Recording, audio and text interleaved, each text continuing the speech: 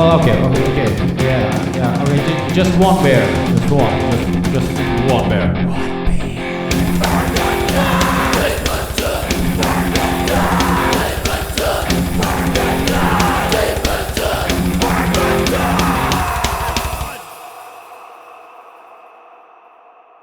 Hello and welcome to this episode of our podcast. With us today we have Simon, Henrik and myself, Håkon. We are trying a beer from Skinn Brewery. They are located in Florø, Norway, a bit north of where we are sitting now. This beer is called Rosa Skinn. Whatever that would be in English, pink cheeks, which is a pun on their name. Yes. It's a raspberry beer. You said it, and it was a Belgian beer with raspberry in it, so that's then probably something like the traditional stuff. It doesn't seem very much like a traditional Belgian raspberry beer, so we'll see what we think about that. Yeah. I'm looking forward to tasting this one. Ooh.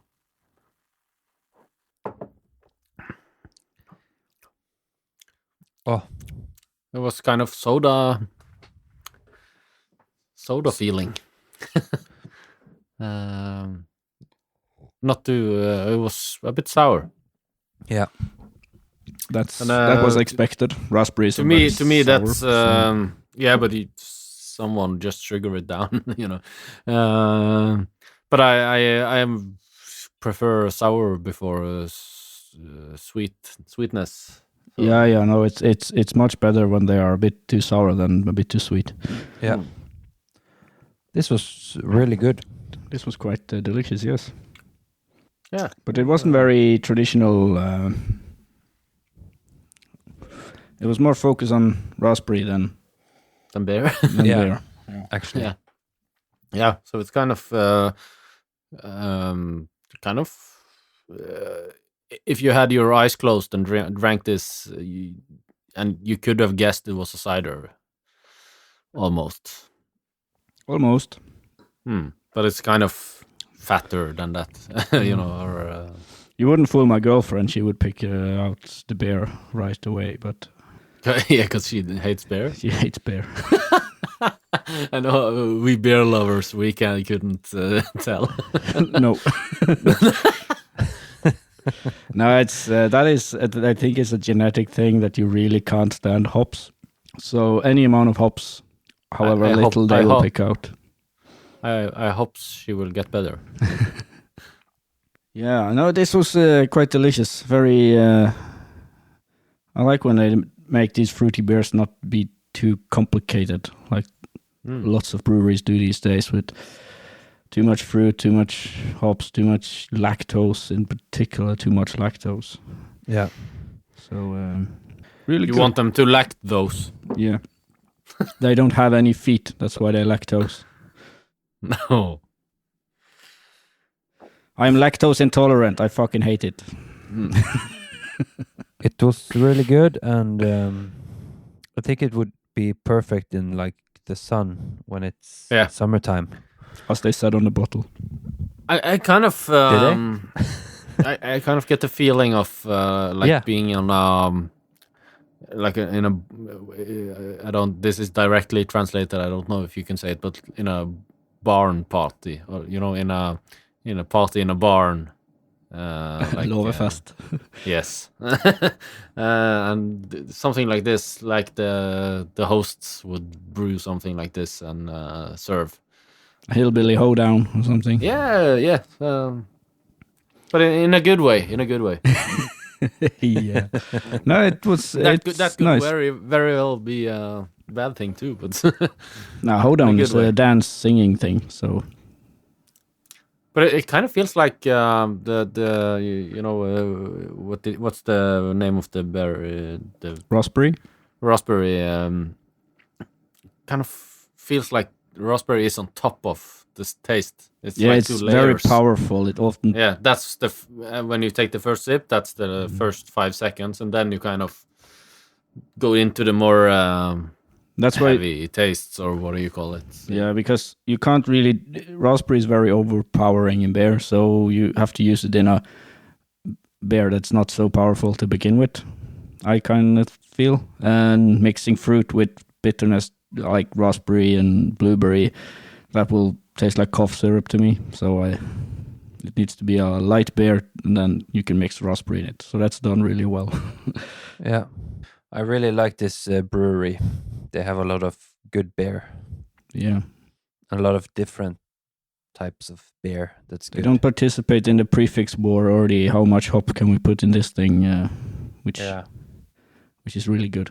Absolutely. Now this was it was really good. I wasn't skeptical, but I did not know what to expect. But it was really pleasant.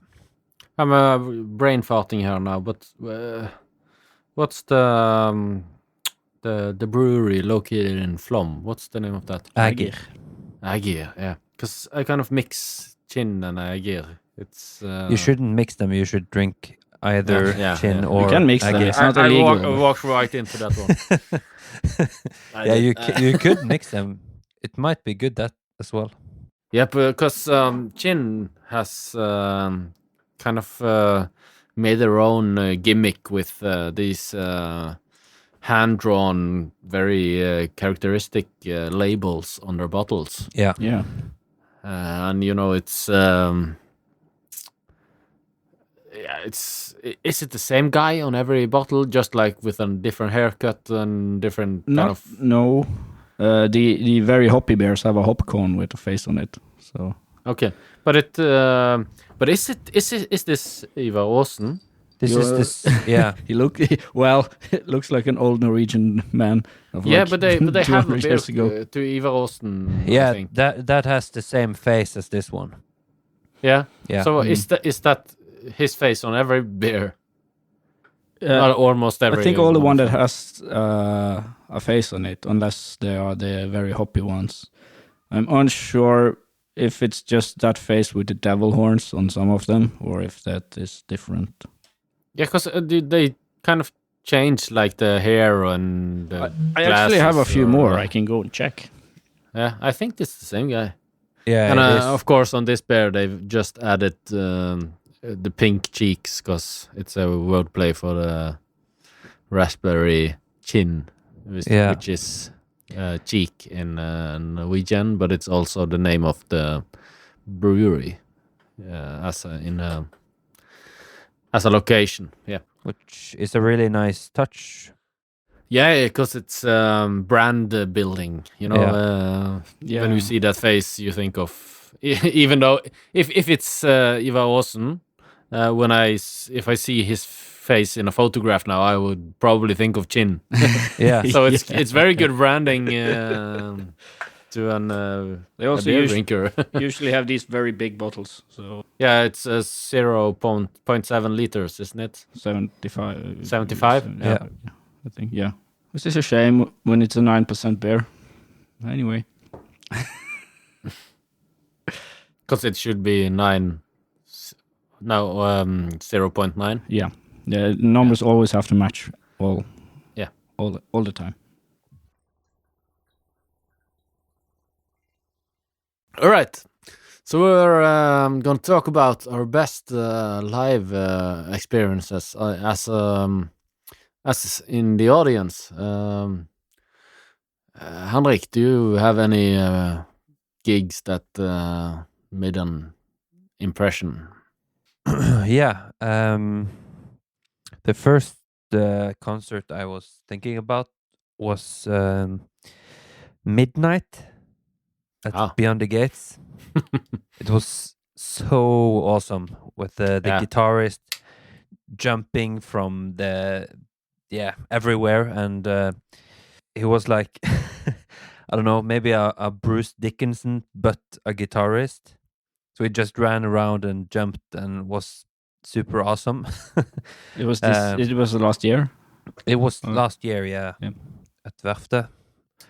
Yeah, That was something that really gave... Not last year, but the year before. Yeah, there was no 2019. last year.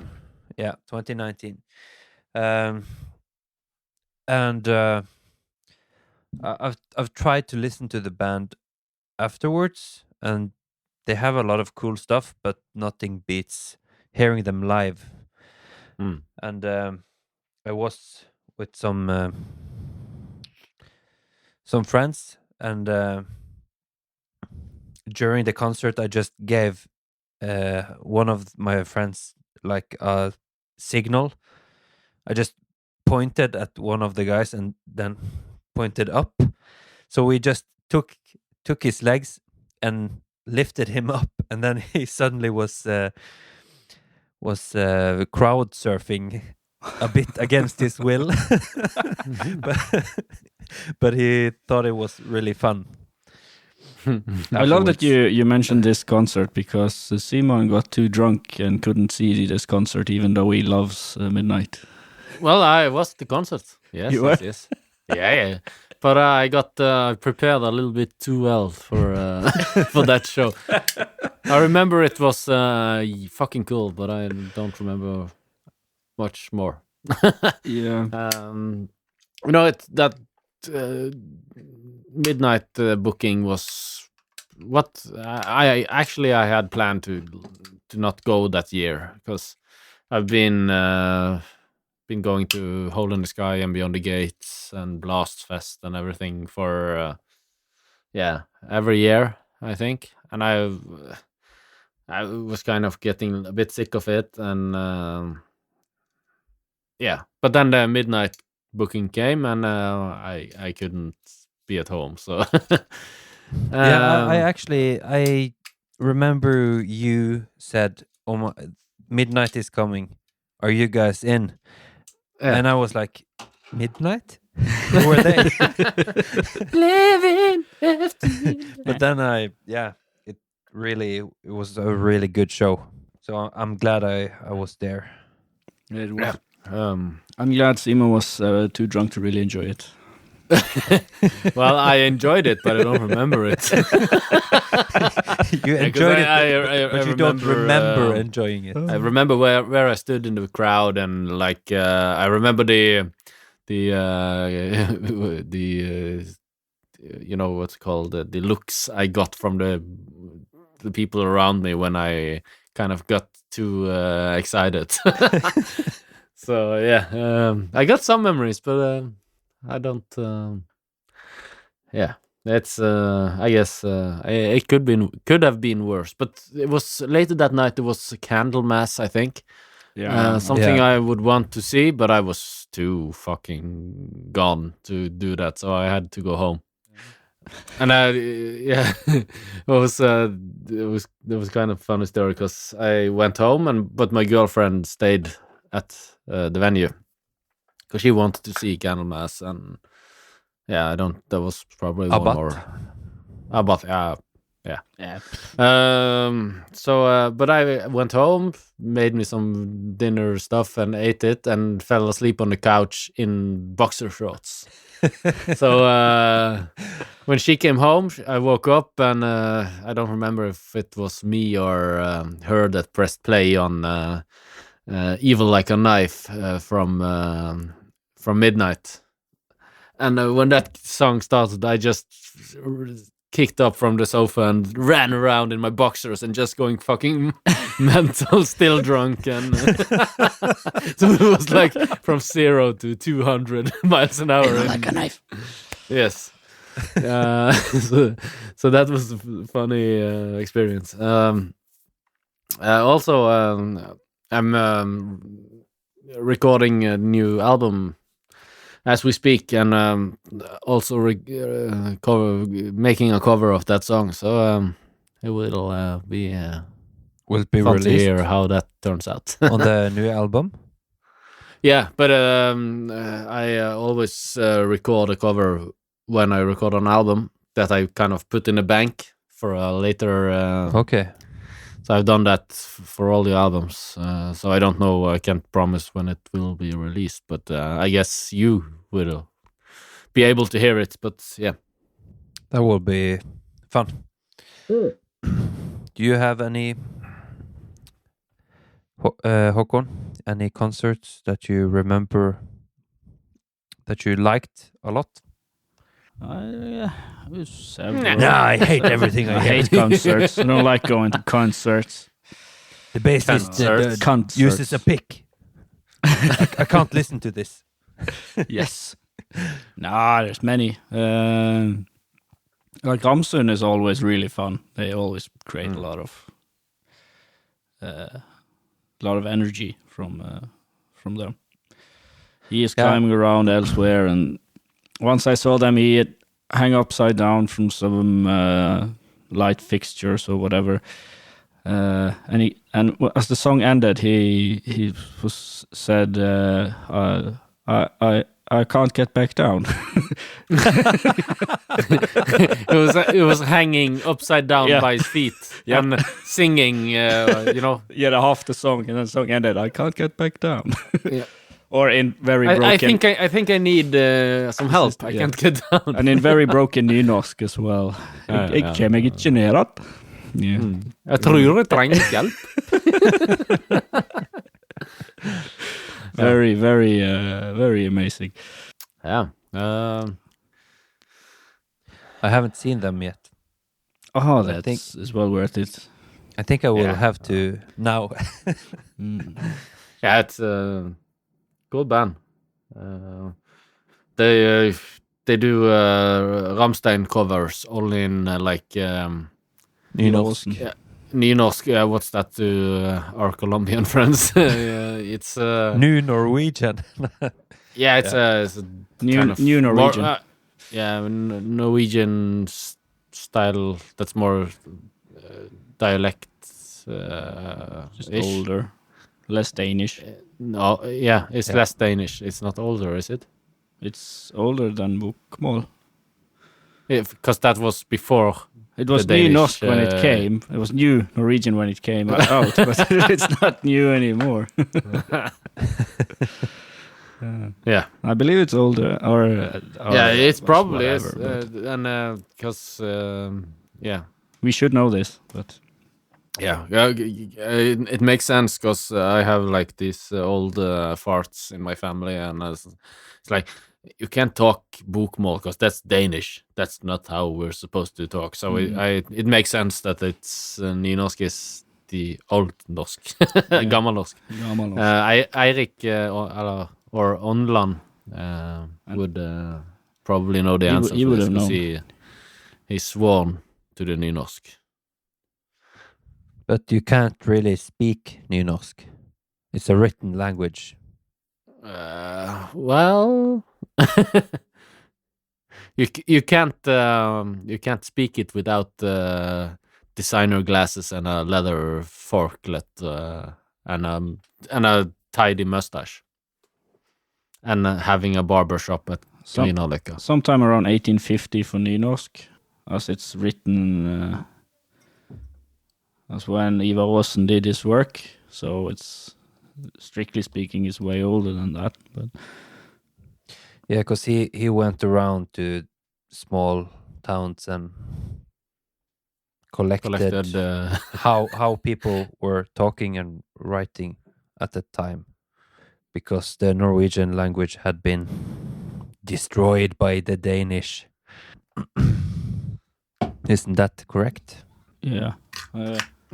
Try to find a date for bokmål, but it's since there was Danish rule for a long time. It's all in Danish. Yeah. Oh shit! It's for Danish.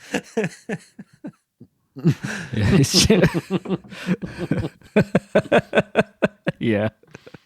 Doesn't matter. It seems to be a bit Doesn't later. fucking matter. Around the same time. Yeah. Same. Yeah. I could do one gig that made an impression on me. It was it had to be in like 2009 or early 2010, I think, when Solstafir played at Hul in Bergen. They played. It was at the time when they released their album called Cold, or how to pronounce it. But that was a fucking cool gig. I remember just, and that album also is very cool, very good. Haven't been able to get so heavily into their stuff afterwards, but that might be me too. But not me too. But, That might be me. You didn't get into their stuff. Yeah. But that gig was cool. I remember just standing there, and it was kind of, they had a good lighting guy, and everything was kind of lining up with stamning,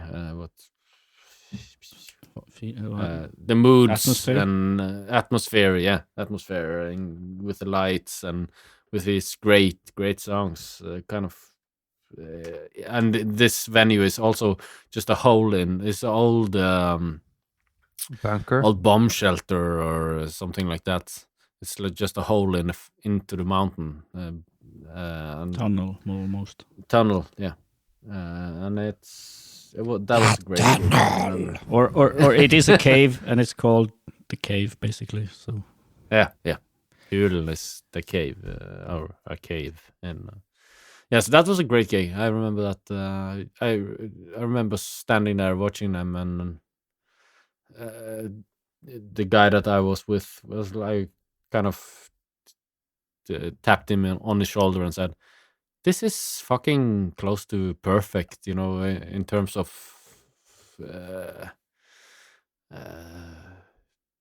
performing it live and getting the moods out there, and atmosphere, as you said." So that was one of many very good gigs I've been to, but I don't think I've heard that album, so I will have to listen to it. yeah, I think that's something that album you would like, and like if I have screened you right about your what kind of music you like. I've heard Svartir Sandar. Yeah, that was the one afterwards. Yeah.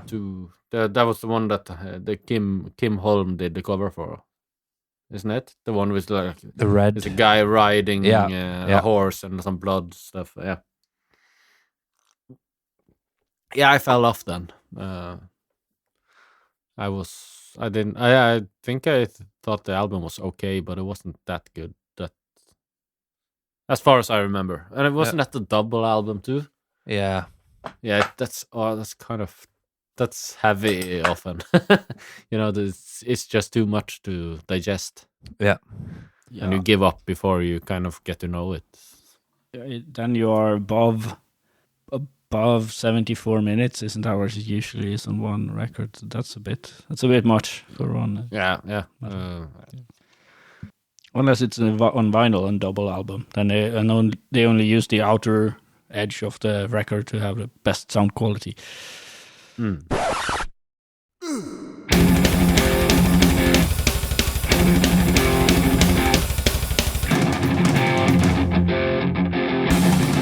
Well, okay. Yeah. Okay, just one bear. Just one bear.